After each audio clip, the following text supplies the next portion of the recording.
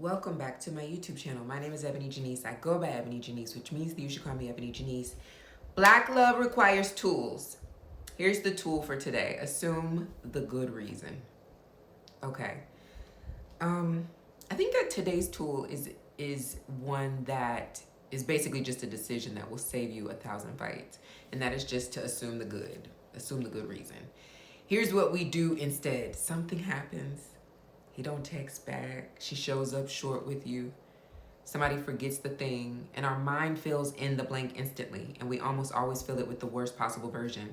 He doesn't care. She's being inconsiderate. They did that on purpose, and we build a whole case off of a piece of silence, and then we walk into the room already mad at the story we wrote ourselves. I'm not telling you what I think. I'm telling you what I know. This is the thing that we do. The tool is to catch that gap and to fill it differently. When you do not know why someone did something, you are going to make up a reason regardless. It's just a thing that the mind does. So choose. Choose the generous story until you have actual information. Maybe that person is overwhelmed. Maybe that person got bad news today. Maybe they just simply forgot. And that's just what it is. It just doesn't mean anything else. It's not about being naive. It's not even about ignoring real patterns.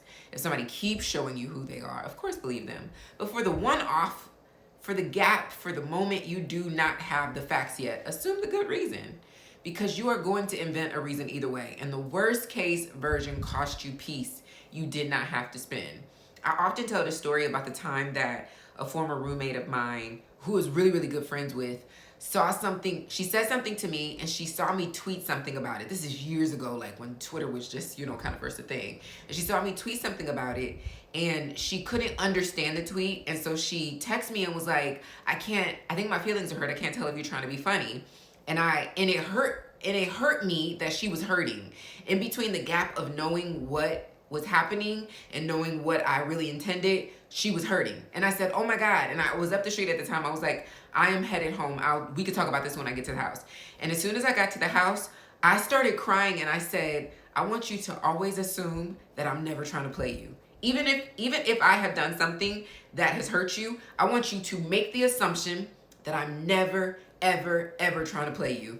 And as long as you can lean into that assumption that I would never intentionally do something to hurt you, that what is happening isn't me trying to be funny, trying to play you, trying to be shady, if you can always default there, it will be transformative for our relationship. And it has been. And that has been my go-to in so many instances.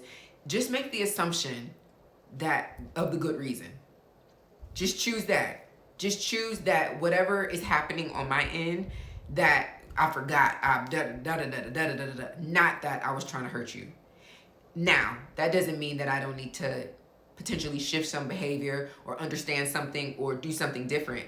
But if you make the assumption of the good reason, it'll save you a lot of heartache, and it will transform the way that you show up in that conversation.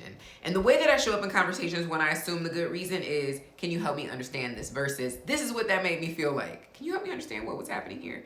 Versus, you trying to, no, assume the good reason. It's like we gotta survive. And part of our survival is learning how to respond different.